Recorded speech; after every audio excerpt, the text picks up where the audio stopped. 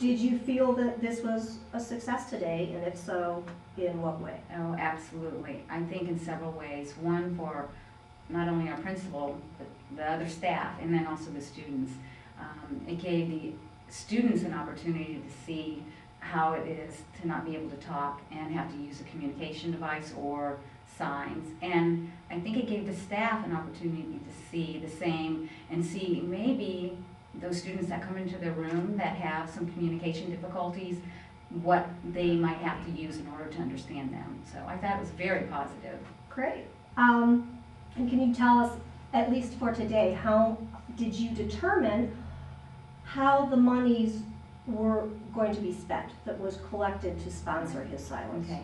It really didn't take me long to figure out what classroom I wanted to use it for.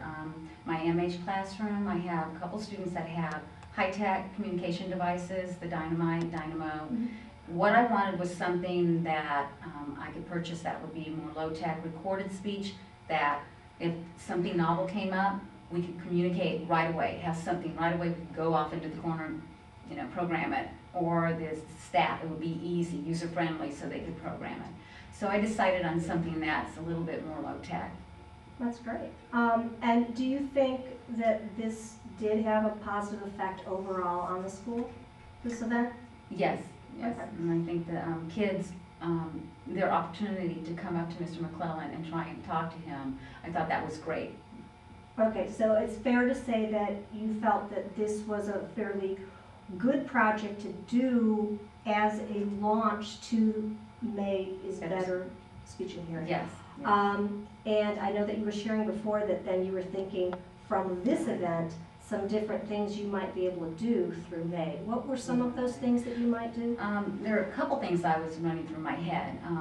One is I know that I could have spent a little bit more time on this project, but because I wasn't able to, for May, I think what I'd like to do is go into the classrooms, talk to the teachers about having, you know, a student maybe be silent for 5 minutes. Maybe teaching some of the kids a mini sign language class. I think they would really get a kick out of that. And the others maybe even offer some free hearing screenings on the other side of it, just not the speech component, but the hearing component, because they go hand in hand. So I think there's a lot we can do to promote Better Speech and Hearing Month, and I don't know that it's been done in this district before, but I'd like to kind of promote it.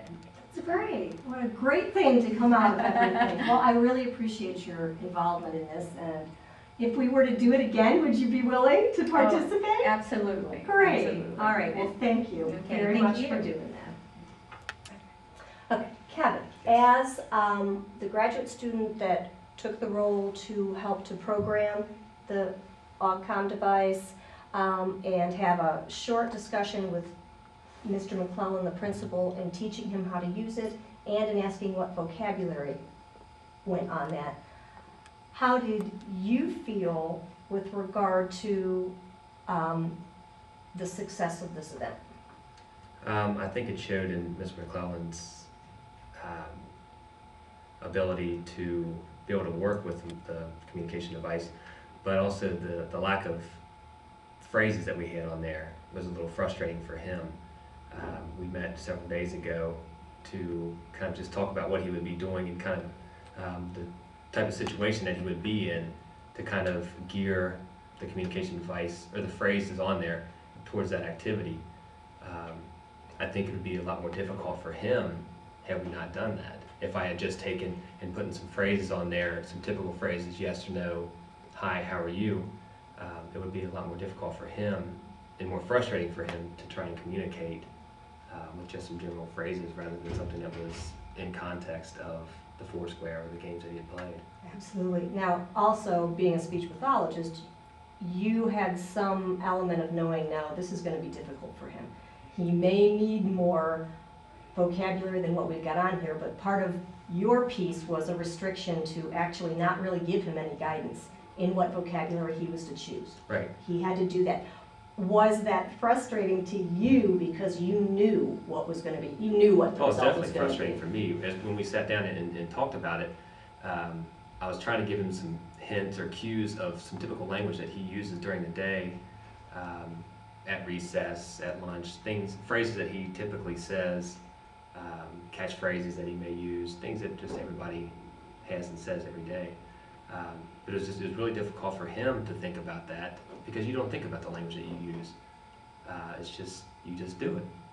And for me to try to get into his head and try to think of the things that he says was difficult too. And but I wanted to make it as easy as possible for him, something that he would be able to use functionally. Exactly.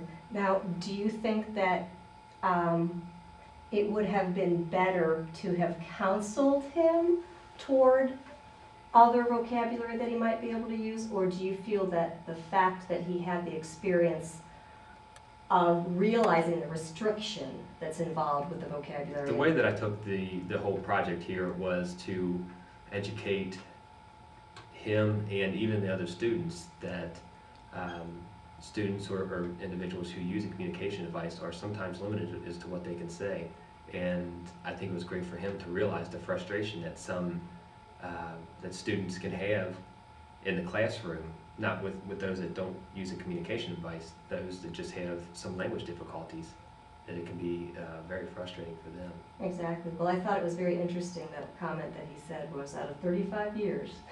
Right. This is the first time that, I've either not just done this, but really realized the impact. So And I think it did. And someone in his position, being interactive with the kids, even in the MH class, so someone with his interaction to not have that experience or to quite understand the difficulties that some children with language disabilities have, I think it was a great experience for him too.